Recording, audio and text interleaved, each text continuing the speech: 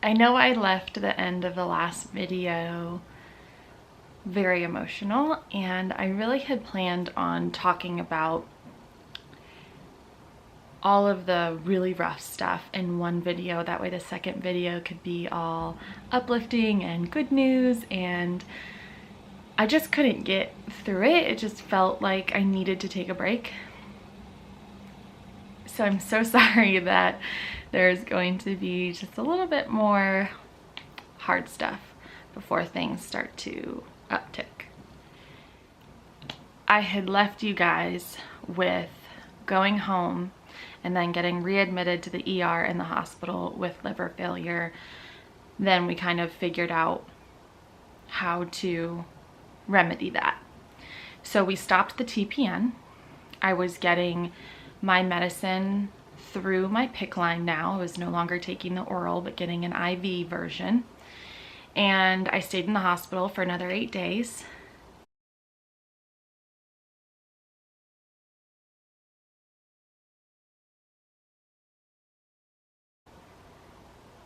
And things miraculously just got so much better. The Kytril was working to control the vomiting. The Pepcid was helping with the spit, the extra saliva, even though it was still so much saliva. And I was able to eat. I was finally able to start drinking some stuff, not necessarily water, which still is so weird. And so we finally decided it was time to send me home.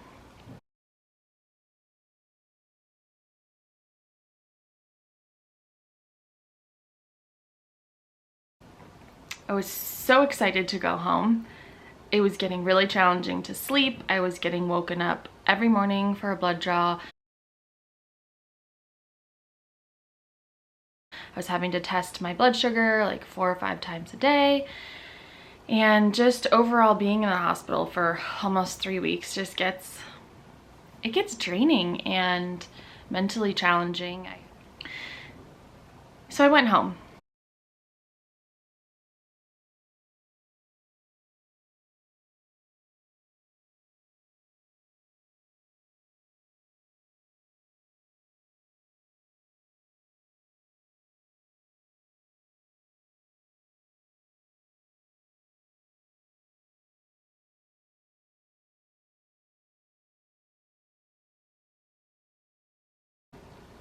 I was settling into a new normal at home with my mom, giving myself medicine in the mornings and in the evenings and carrying around my IV fluids all day.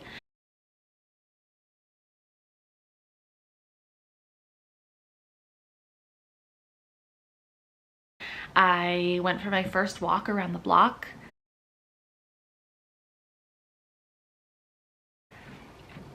And just was starting to try and concentrate on eating better, eating whatever I could, keep down, putting back on some weight.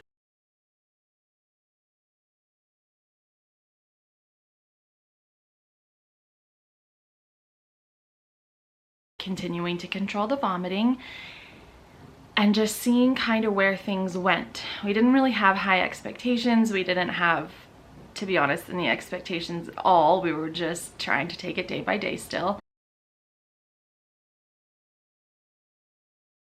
I was seeing my doctor every week. We were still watching the baby very closely and making sure that I was eating, drinking, gaining weight, and starting to get some nutrition in my body so that Adeline could get every possible chance to be as healthy as possible. I would say this went on for about 2 or 3 weeks. And then I had a doctor appointment, and I had been experiencing some tenderness and warmth and bruising, and just overall when I was like putting my arm down at my side, my PICC line was bothering me.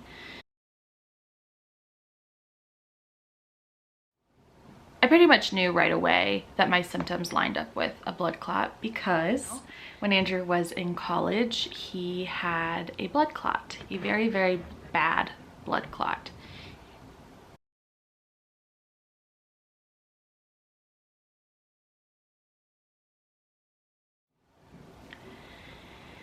When I saw the doctor that day, I kind of told her what was going on, and she took a look at it. She sent me straight down to ultrasound to do a full scan of my entire left arm and the neck and the chest area.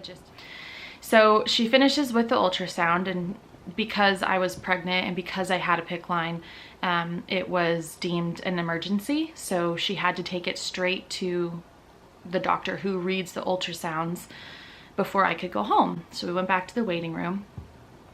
She wasn't gone that long, I don't know, maybe 5-10 minutes, and she comes back and she says, so the doctor looked at it and he'd like you to go over to the ER. And my mom and my dad and I just looked at her like, can you tell us what's wrong? She wasn't allowed to tell us what was wrong or what the doctor saw or why they were sending us to the ER. She just said, the doctor wants you to go straight over to the ER and get admitted, and then they'll tell you what's going on from there.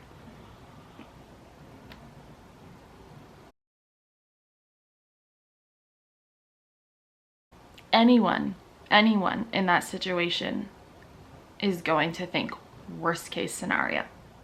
Because of everything that Andrew went through, my understanding of blood clots is that if you have a blood clot, you go on blood thinners. Andrew had to have his blood clot manually kind of like dug out, which was terrible. He was in the ICU. And that's my only experience with blood clots. So immediately that is where my mind went, and that's what I believed was in store for me. And I was having a really hard time with it. I was so scared. I was really, really, really scared at that point. So we just had to wait. So my mom and my dad and I sat in the emergency waiting room for almost an hour in silence. We just sat there. And I had finally calmed down a little bit. You know, I had kind of gone over in the corner in the emergency room, and I was just crying and crying and crying and crying.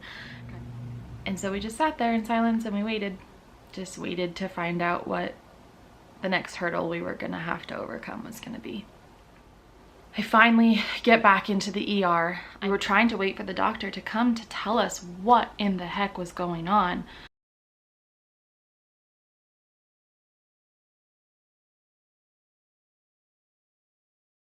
It was a superficial blood clot where they had inserted the PICC line. Apparently it was very common, not super scary. Usually they take care of themselves over a certain amount of time, but sometimes you do have to go on blood thinners, which obviously I don't want to do. Again, I'm pregnant. The doctor finally came over and explained to us what was going on and sent us home.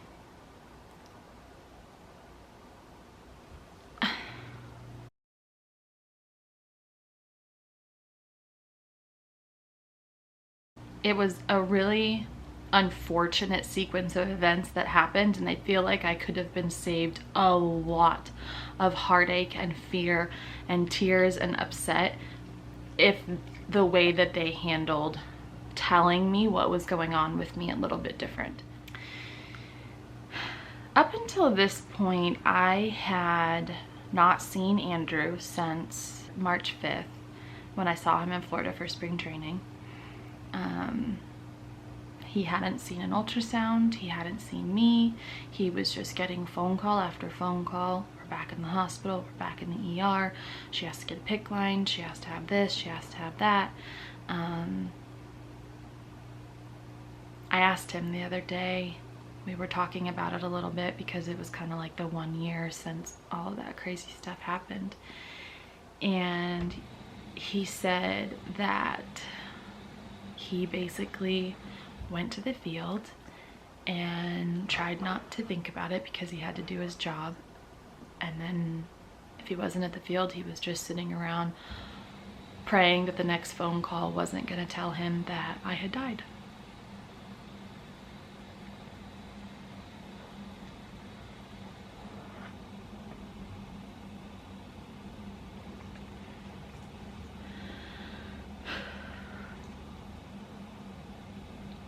Can you imagine?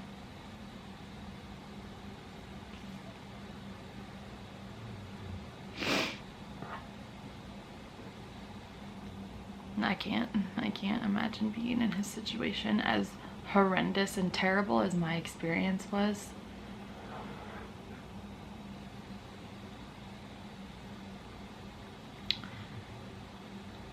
The ER doctor had told us that we needed to go see a specialist on Monday. It was a Friday night in the ER. There was nobody available. So Monday morning we had an appointment with a vein specialist. Andrew's manager of his team, Andrew told him everything that was going on, and he told him, go home. You need to go home. You need to go be with your wife. You need to take care of her and your baby. And they gave him 4-day family leave.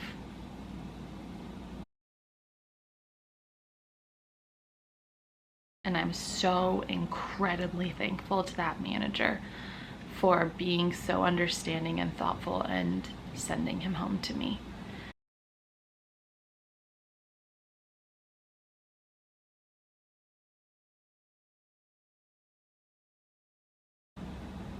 We were heavily contemplating moving the PICC line from my left arm to my right arm because we were scared.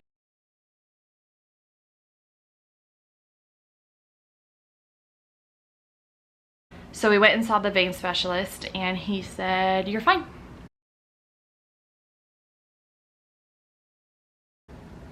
Don't worry about it. Give it 2 weeks. Get a ultrasound checkup and it should be gone. I don't think you should do anything different than what you're doing right now.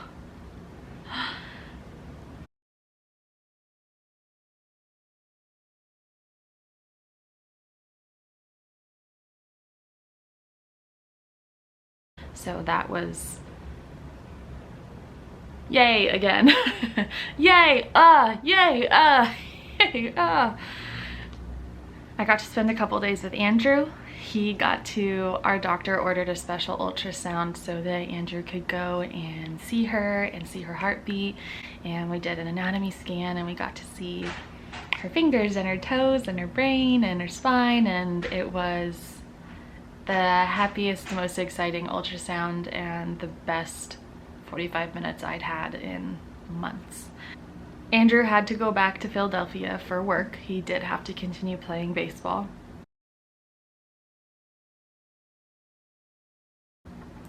And from there, things got better.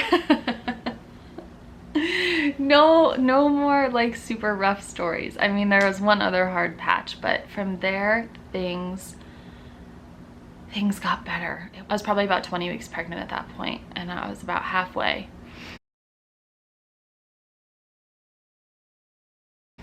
And the second 20 weeks was still hard and nothing close to a normal pregnancy, but I was so scared that I was gonna have to spend my entire pregnancy the way that I spent the first 20 weeks of it. And I'm just so incredibly thankful that I got some version of not that, of not deathly ill. I started gaining weight. I started to finally have a baby bump, finally.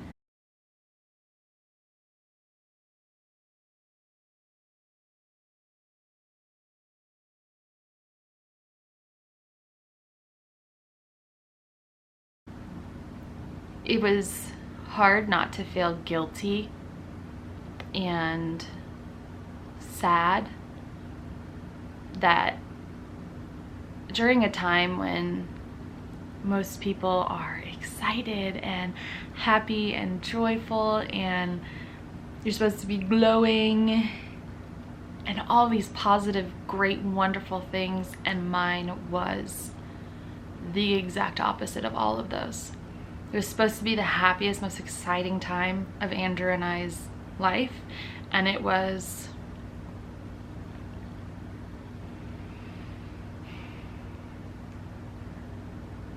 the scariest.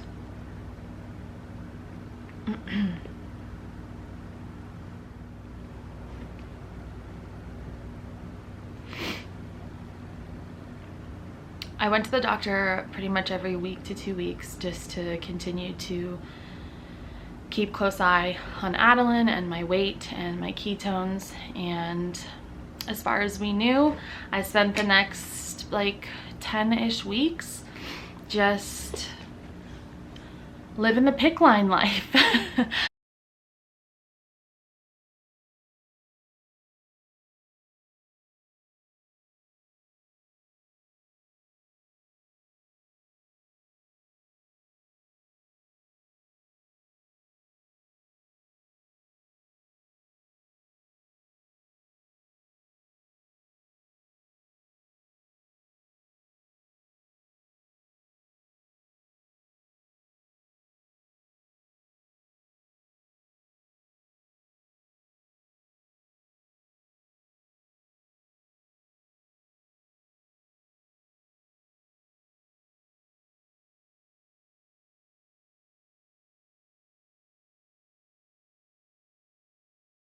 I had my PICC line for almost 5 months, and I was starting to get little sores around my PICC line where the tegaderm was.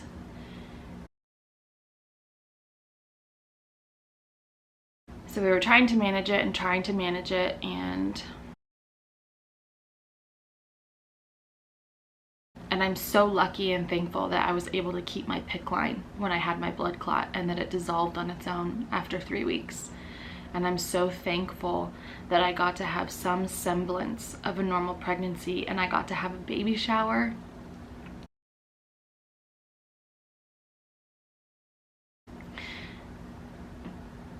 Did I sleep for the whole second half of the day and throw up after the baby shower? Yeah, but I got to have it, and I have those memories, and I have those special moments with the most incredible, important women in my life, and I'm so thankful for that. And I got to have all of these things that in the first 20 weeks of pregnancy I never thought that I would get to have.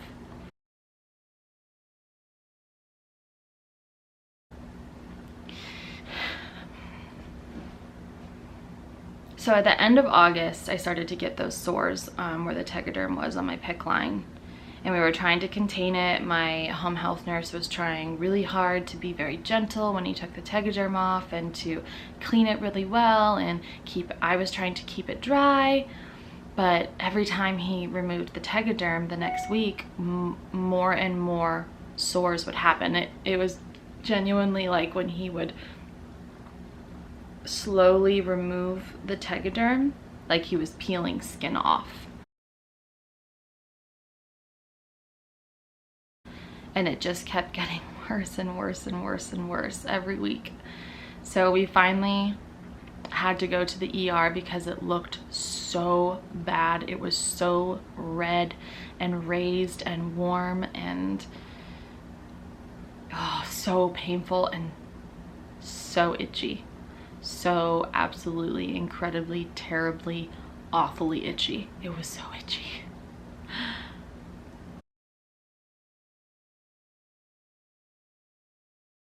There was one time that he removed the tegaderm, and he was kind of like cleaning it around very gently with the alcohol pad, and I just looked at him and I was like, can you please scratch a little harder, please? Please scratch it, just scratch it. You can't scratch it, you can't touch it, you can't get anything remotely. The home health nurse has to wear a mask and gloves. That's how much you can't get a PICC line infected. So I went to the ER by myself right before Andrew got home because it was so bad.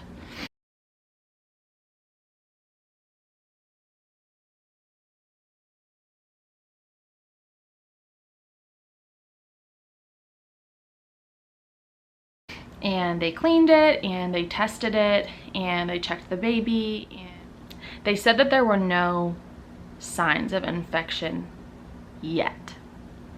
And just the yet part.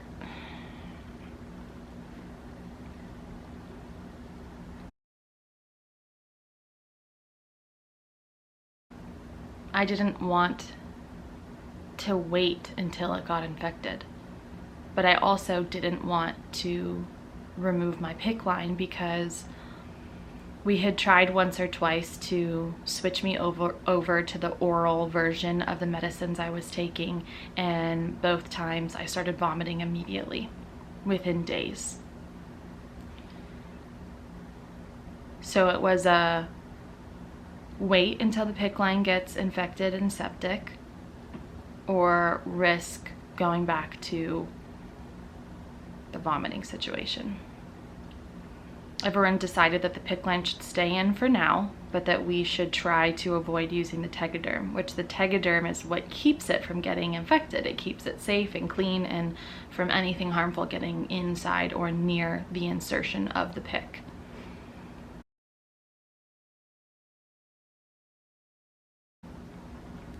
They had to do another ultrasound for a blood clot because it was swollen and red and warm, which could have just been from the sores on the outside, or it could have been a blood clot on the inside. Luckily, again, came back negative for a DVT.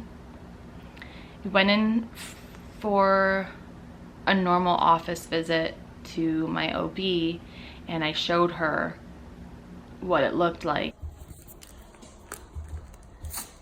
You just put it in alcohol, yeah? Just to kind of... And she was like, it's up to you. You have to decide. Do you want to risk starting to throw up again when you're trying to, you know, keep the growth of your baby on track, and we're so close to the delivery? There were plenty of weeks where we didn't think we'd get there. So we decided to try and leave it in for just one more week.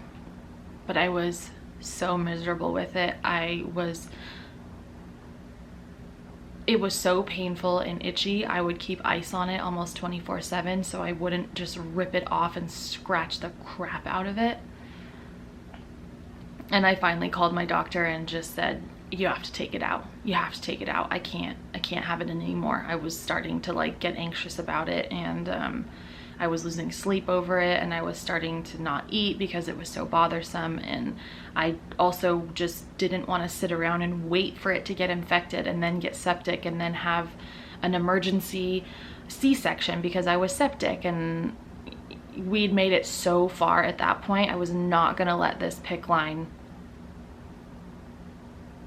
take anything away from me. Yeah. So we went in, and the doctor just yanks it out.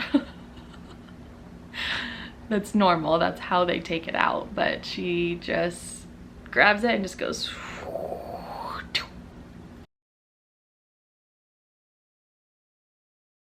And then it was out. And I just kind of sat there and I was like, yes, I'm free. It took about 2 weeks for it to heal.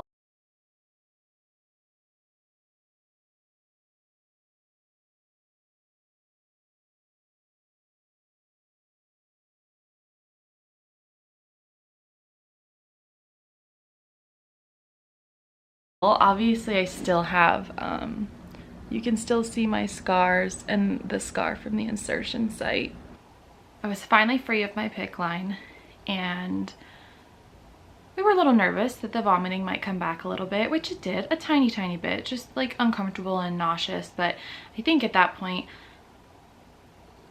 I was really close to delivering. I basically had less than a month left.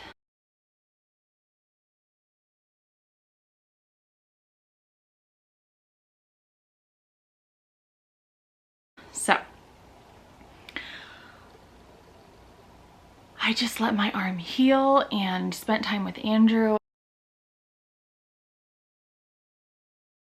And we finally were able to just kind of prepare for the fact that we were gonna have a baby in less than a month, and just spend some time together and heal a little bit and prepare.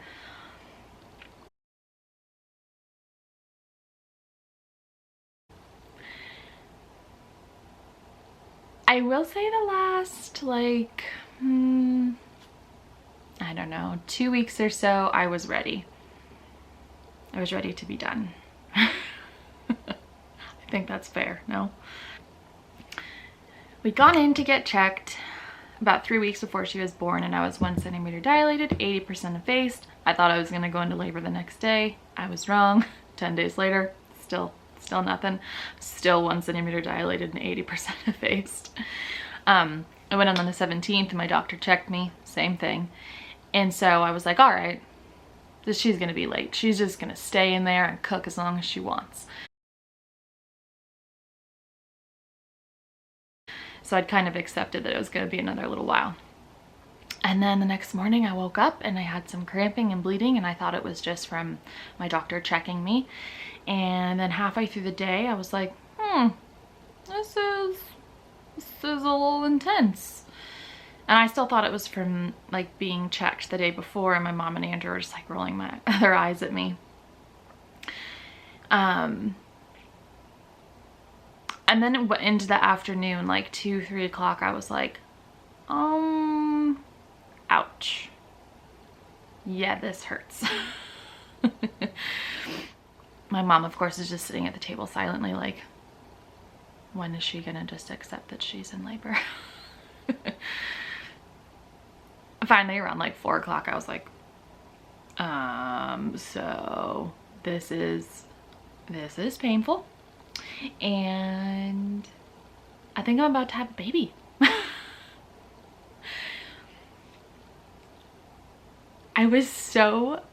I so didn't want to be that first time mom that went to the hospital too early. So I was like, I'm waiting, we're waiting. I'm laboring at home as long as I can do this. Like went in the bathroom and like braided my hair because I wanted my hair braided when she was born, and don't ask me why. And I like went for 3 walks around the block.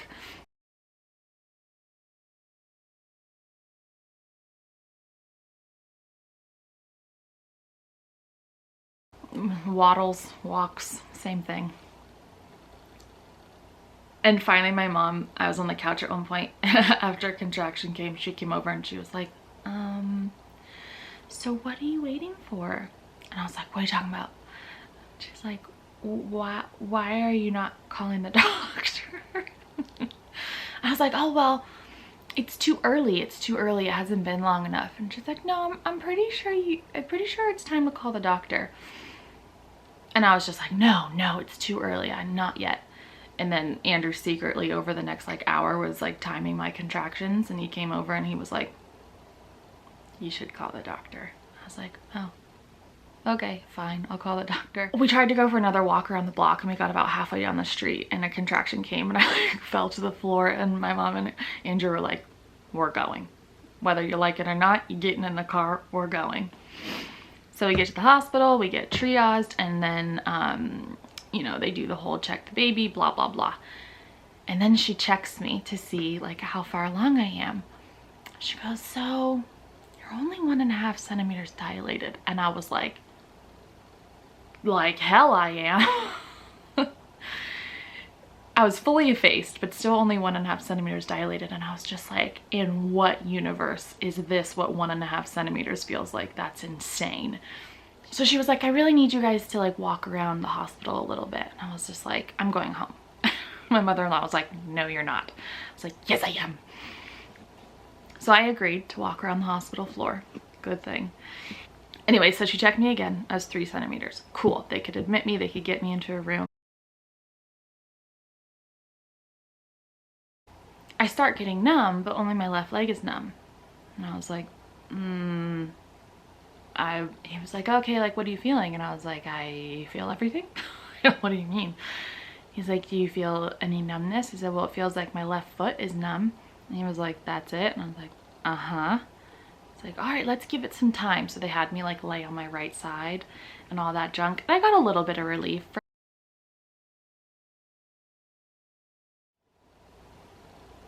Ouch. We're going backwards. I'm going backwards. I felt relief, and now I'm feeling even worse than I felt before. And of course the nurses are like, oh, are you sure? Like sometimes you feel pressure. And I was like, not pressure. No. Ouch. Ouch. Ouch. Something's happening. So they called the anesthesiologist back. My catheter had popped out of my spine. I was no longer getting any type of epidural, and I was in so much pain. It was funny because when the pain came, I could like handle it. And then in between I would get a little break, but it felt like everybody was kind of rushing around me and I couldn't figure out why. Well, come to find out that after they figured out that the epidural had popped out, she checked me and I had jumped from a 3 to a 7 in about 12 minutes. So they were kind of like, oh, okay, she's moving kind of quick. Wasn't expecting that for a first time mom, I guess. Because I kept being like, guys, I'm in pain. Like, I'm in pain. Is this, are we, like, where are we at here? where are we with the how close to delivering compared to like my pain? Because it feels like my pain's pretty bad. So if we're not even like getting closer or anything, we need to have a conversation. So then she's like, you're a 7. And I was like, oh. I was like, I think I could do it. And they were like, no, we think maybe you should get your epidural put back in. And I was like, no, I think I'm okay. And then a contraction came and I was like, just use your imagination. And I was like, okay, all right, we'll try, fine. So they did a second epidural. I, hindsight, very much wish that I hadn't done the second one, that I would have just toughed it out, but I didn't. Got a second epidural. It did not work. Again, my left foot was numb. And on top of that, I was moving so quickly. I was dilating so fast. She thinks what happened is that my body was having trouble breaking through the scar tissue. And then once it broke through, it just like all happened really quickly. So another like maybe 10 minutes had gone by and I had jumped from a 7 to a 10 without an epidural. That was intense. It was intense. It was crazy. So then she was like, you're a 10, you can start pushing. And I was like, okay, what do I do? Someone tell me what I do here. So they explained to me what I'm supposed to do and my nurse helped me figure everything out. And I was like, and of course, like the athlete mindset in me, I was like, yeah, okay, I'm ready. Let's do this. I keep asking the nurse, I was like, am I doing it right? Am I doing it right? Am I doing well? Am I doing okay? She's like, yeah, you're doing great. You're making progress. She's moving down. It's like, okay. And then the charge nurse came in. She goes, oh my God, somebody needs to call the freaking doctor. And I was like, what? Huh? I'd probably been pushing for like 15 minutes, maybe, if that. She was like, somebody needs to call the doctor. And they let me push like a couple more times, maybe 2 or 3 more times. And then she goes back in and she was like, stop pushing. No, no pushing. And I was just like, what do you mean you don't want me to push? So contractions would come and I would just like have the urge to push and I just have to like sit there and be like like just whatever. And the nurses are literally like, don't push, just hold it right there. And I'm like, oh my God. And of course Andrew's just standing there the whole time like, you're doing great, babe, you're doing awesome, like great job, doing so good, just breathe, just look at me and breathe and whatever. He was the perfect partner. He was the perfect birth partner. He was so good. The doctor finally showed up. So then we start pushing again and I was pushing so hard at this point. The first 20 minutes of pushing, I could feel a little bit of like throw up happening. And you know the way they have you push, like kind of like lean over, hold your breath and like push. Well, she kept telling me on the third push, she was like, you really got to try to hold your breath on the third one. And I was like, okay, I'm gonna try, but I keep throwing up in my mouth, so I can't hold my breath with throw up in my mouth and then swallow it. So just, I'm doing my best here. It was pretty funny. Andrew was dying laughing because she was like, oh, try and hold it through the third one. And I was like, I threw up in my mouth. So the doctor was there, pushed, did a set of pushing. She was like, you're right there, here it is.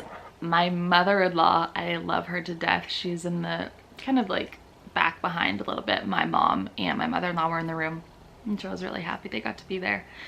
And she was like, "You got this, Kat, you're about to be a mom." And like, it was the first time that my brain went, "Oh, she's coming." And I just was like, I like looked at Andrew. He was like, "No, you got this, stay focused, look at me, you're gonna push this baby out, and then like you can feel whatever you want to feel." I was like, okay. So yeah, the next set of pushes, she was ready. She came on out. Oh no. And I have to say that the coolest moment of my entire life is that moment where they lift them up and place them on your chest. I think I just kept saying, "Oh my God, oh my God, oh my God, oh my God." Like my brain was catching up with what had just happened physically. Put her back down. You did it!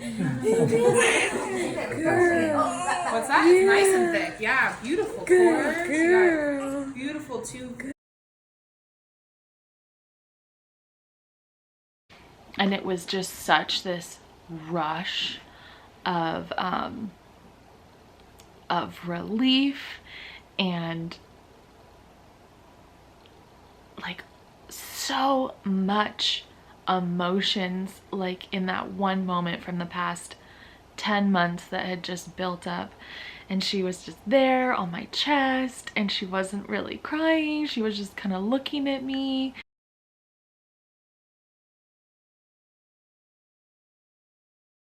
And it's just one of those moments in life where you just kind of are like, oh my gosh, like she's here. And she's healthy and she's happy, and it was just the coolest, most insane thing. And I was so relieved that the birth experience was nothing like the pregnancy. And she was here, and I was just, nothing else mattered anymore.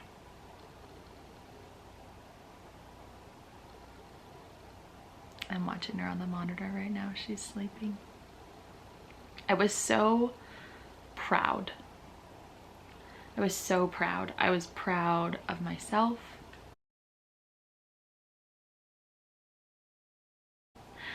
I was proud of her.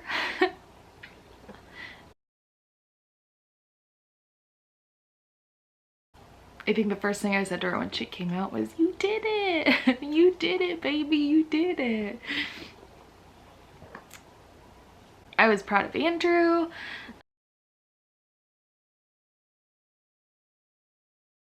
And I was just so proud and elated that it was finally there, and it had finally,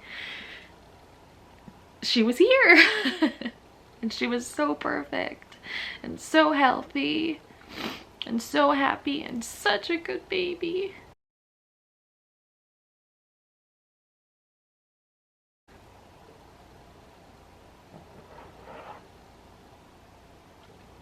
I'll never understand why I was gifted her, but I was.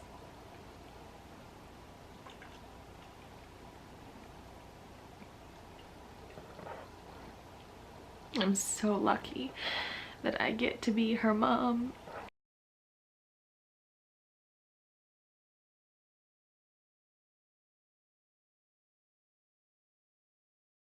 She's my little miracle, and I'm the luckiest person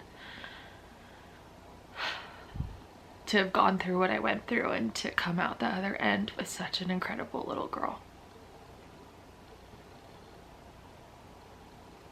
And that is my pregnancy and birth story.